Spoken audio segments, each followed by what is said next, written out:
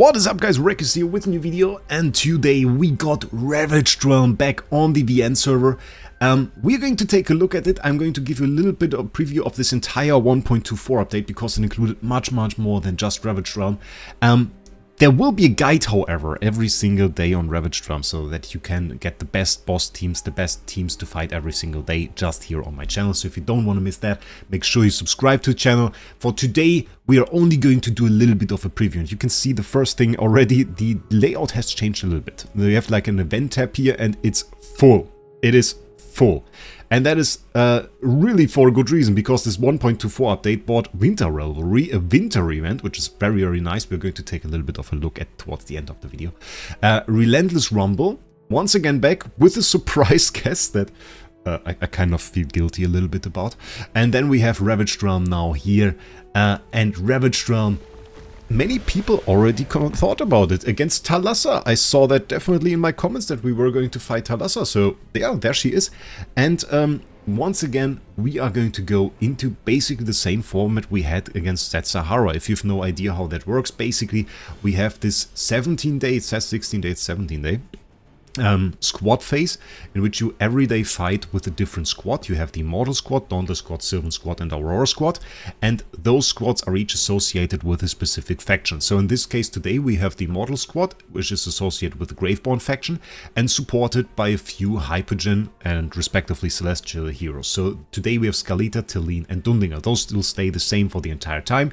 This squad will get a damage boost by 25%. They just kind of try to balance out the damage between those squads. Doesn't always work out, to be honest. I don't even think it has much of a difference, but okay. So, and you can only use those heroes, like Graveborn heroes and the 3 Celestial and Hypogean heroes, to fight the boss today. And you have to get a squad together that gives you a high boost. We can use 5 heroes in the first one, 3 heroes in the second team. And you have to find a team that will give you very high damage, so you rank very well in this daily leaderboard. We have a daily leaderboard which is shared throughout your district, so it's a daily district ranking, and based on that you will get assigned daily loot. And this daily loot is honestly already quite sick.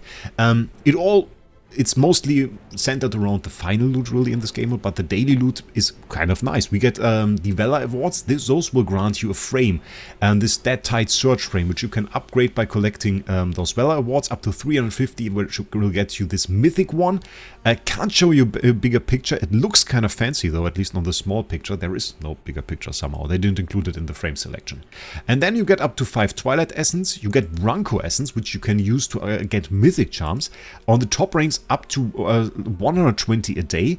On the lowest ones, still 60, which is enough to get 1 full mythic plus charm. So if you lack any specific ones, you can get them right here. Every single day will get you at least 1, if not more, because I mean, like, if you are at least in the top 500, you already get 80. And then we get Radiant Crest, which we formerly thought was only available in Titan Reaver, but it's available here as well. So this is kind of a little bit of a game changer. I was saying that like this game mode, Titan Reaver, didn't reward enough of it, but now we get 250 each day. You need 300 to upgrade an entire hero, which will give you a small stat boost. If you want to know anything about this, I made a little bit of a video about Radiant Crest that you can check out. It's on my channel as well. And then lastly, we get the Grimstone, which is used in this specific shop, Valor store, where you can get another 5 Stellar Crystals and another 25 Temporal Essence. But why am I so hyped about this game mode? This is like not super insane loot. Well, you get this for 17 days just for attacking with your squads every single day, and then we get into the final ranking, and now you kind of see why this is juicy. We get Abyssal Essence, we get Stellar Crystals, 15 at the top spot, and then we have the full cosmetic set, which basically lets you cosplay as Thalassa, which is super sick. So starting off, we have the Abyssal Phantom, dress, we could say. I mean, I don't know a dress with tentacles, but it has tentacles and it looks gorgeous. Like, let's be real about this. This looks gorgeous. I'm kind of curious about the male version. I can't really see that here, sadly. That is like a little bit of a bad thing. Sadly, can't see the male version. But we'll see it on my account. If it does look too bad, I will have to change my character to female. Which is honestly, the female cosmetics always look better on this game. I don't know. And then we have the Abyssal Locks, which is like the headpiece of Thalassa. Looks great. Great piece. Definitely really nice. And then we have the back piece, or not, it's not a back piece, it's a cloak. I don't really like it. It's probably my least favorite piece of it. It's not bad. It's not bad. It fits. It's alright for the set. It's not like it's, if you equip everything, then this is something you would want to keep away. No, it's okay. My favorite piece though, and I think this is like, yeah, it's, I don't know. It's difficult to say. It is just like a very uncommon piece. It is very, very exciting to have something like this, because you can include it in other builds, and it will be very noticeable. So sometimes you want to make like a cosmetic set that's just noticeable from the outside, where people see it immediately and it pops up. And this is like one of those pieces that really makes your build, your cosmetic build, stand out. It makes it pop. And so this is like a very cool piece, and sadly I have to bring some bad news. It's the back piece, so it's only available for the top 20. You can see there's one cosmetic piece falling out for every single bracket that you go down until you are in the top 200, where you get no cosmetics anymore. So you still get a ton of loot though. Like, you still get Twilight Essence, even in the top 500 you still get 10 Stellar Crystals, so pretty good loot. But this back piece only for the top 20, so I really have to fight to stay in there. And yeah, let's take a little bit of a look at the boss, because many people want to like make some theories crafting, so I want to show you the abilities as well. Thalassa deals a ton of damage. I saw some fights, we're going to take a look at a fight as well. We can see, I want to show you the abilities first, so you can watch for them in the fight. The color of Thalassa's relic determines the effect of skill. That's her relic, by the way. Green relic, Thalassa summons tidal waves, dealing 150 damage to all enemies and stunning them for 2 seconds. So we have a stun in there, really mean for Talene. Red relics, Thalassa summons water vortex, dealing 200% damage to all enemies, and then performing an extra attack to the 3 enemies with the highest HP percentage remaining, causing 100% damage. So we can already see the red relic deals a ton more damage. It's like double the damage already. And while 300% seems low, your heroes are going to get deleted. Like, this boss is no joke. Absolutely no joke. Then second ability, Thalassa alternates between green relic and red relic state during battle. Green relic, Thalassa becomes invincible, which is always bad if the boss becomes invincible, as she awakens 4 tentacles to assist her in battle. For those, I have a little bit of a question. I didn't see that yet. I don't know if they are minions or if they count as like just separate units that are not non-summoned units, basically. If those count as non-summoned units, we have some strategy at our hands. Because first of all, defeating stuff with Graveborn grants nice attack buffs, we know that already. And then we have some abilities that only get activated if non-summoned units fall below a certain HP threshold. Harak can, for example, eat them, maybe, or for example, we talked about Seth yesterday in the video, who needs non-summoned units to fall below 50% HP. If that's possible, we maybe have a huge Fist Death debuffer at our hands. That could be very interesting. So that is definitely something to keep in mind. Once all 4 tentacles are defeated, her invincibility ends and she transitions to red relic states. We have instantly 150% damage to all enemies, which is insane. Her tentacles are involved in the battle in the red relic phase, and after 90 seconds she will return to the green relic state, which should like never happen? Isn't that like never? Because the fight is only 90 seconds, so okay, a little bit confusing. We have the level 2 here. Okay, unlocks at level 241, which she is, I guess. Okay, that's really confusing me, I don't know why she even has 2 levels. Is it like when you are lower? Because she's definitely 241. She should be. We'll see in a second. So that will mean that she summons them multiple times within a round. This will mean that they don't occur within the fight. It's like, just, I don't know why they include that. Thalassa's tentacle can smash or sweep enemies. The tentacles are right from the green state. Sweep deals more than 10 damage. Smash deals 90 damage. Okay. And then we have the Colossal Dread. I saw this mark as well. Activates only when Thalassa's in the red relic states. Marks the farthest away enemy with that type mark, reducing their vitality by 60, so makes it harder for them to heal. For 12 seconds. After 5 seconds, Thalassa will pull the mark towards... will pull the marked enemy to the center of the battlefield, dealing 120% damage and stunning them for 3 seconds. And we will see actually all of those mechanics within a fight. I don't want to do it myself. I want to show you guys a stronger account here. We are going to check out Tough Merc's fight.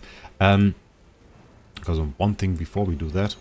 Okay, I was a little bit confused because Tough Merc only has level 20 Graveborn. I thought it was limited, but the other one had level 30. So you can already see, check this out. 36 billion damage right there. Tentacles, not that much damage, but we got 4 of them. And different stuff. So yeah, Thalassa is level 600, so this is a level 2 ability. I don't know why it has a level 1, but it's a level 600 here, so she has level 2. Maybe on the earlier stages. Okay, we have the earlier stages of her boss fight. She appears like, it's like Dream Realm, where you have to clear lower difficulties first. Maybe there she has that. So, but here she will switch between the stuff. So let's take a look at all of these things we just heard about.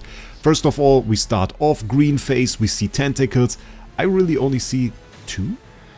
Yeah, there's only 2. Where are the other 2? Do they reoccur? No, she summoned 2 at the start. Okay, then they come to the front. See that? She had 2 at the back and then they came to the front. This is the mark. We have the little sword there. It is on Ludovic at the moment, making it harder for him to heal. So the backmost hero is a little bit vulnerable. Now should get pulled over in a second to actually be in the middle and then get hit. We now have her in the red phase. And you can see not really a ton of damage on the initial hits, but during the fight this seems to scale a little bit. And suddenly those things pop up. I didn't see anything about those, to be honest. I don't know what that is. But she starts scaling her damage, and you will see how she actually deals a ton of damage to those units in a second. I will put it back on double speed. The movement there on Ludovic I didn't really notice yet, I have to say. We have the tentacles back, so she switched because of the level 2 ability. And now a ton of damage actually here on those units. And you could see they were like Supreme Plus units, some of them even Paragon. And they get hit, they get absolutely blasted. And that is kind of scary, I have to say. That is kind of scary.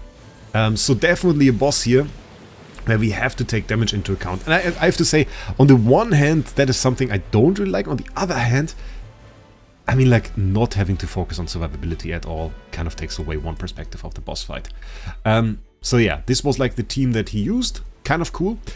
If you're wondering about teams that you can use against Thalassa, then every single day I will give you the best teams, and I will give you a whole guide on this entire game mode as well. So this is something that we will do, and so that you can check this all out. We're already at 12 minutes, but I will give you a little bit of a rundown on the loot from the other events. Winter Revelry event, we're not going to look at the mechanics, just at the loot. We get like a new free cloak here, the Wintertide cloak. Looks kind of cool, kind of fancy. Looks a little bit weird at the top here, I don't know. Seems a little bit too straight, I don't know. Not really organic. Then we have a new title, Deckmaster title. We get Frost Monocle. I like it, looks kind of cool. And we get the Blazing Gale Cloak, which has the same problem as probably just a color option for the other one. And they brought some packs back again. We have Winter Carnival packs, which include the Wintertide Emissary dress. Kind of cool with the metallic effects, like it. We get the third color option for this cloak. Which, I mean, that's the cool color option, but I don't like the cloak. And there is another one. It says the fourth color option for the same cloak. It seems like it. Okay. And then the last thing where I said I feel a little bit guilty about, we get Relentless Rumble back, and our first enemy is Seth. And we talked about how Seth is a really strong hero yesterday. And yeah. Yeah, this is like a good team that I can make on my account. And I mean, like, I'm on a noob account with very, very low level, so that is something maybe to take in mind. My account is really, really bad, and if you played within the season, you are a whole lot better. But I get demolished. I get absolutely demolished. That is 1 kill. I need to get 50. That's the normal mode. So, like, is a bit of a stronger enemy. We have this guy in here.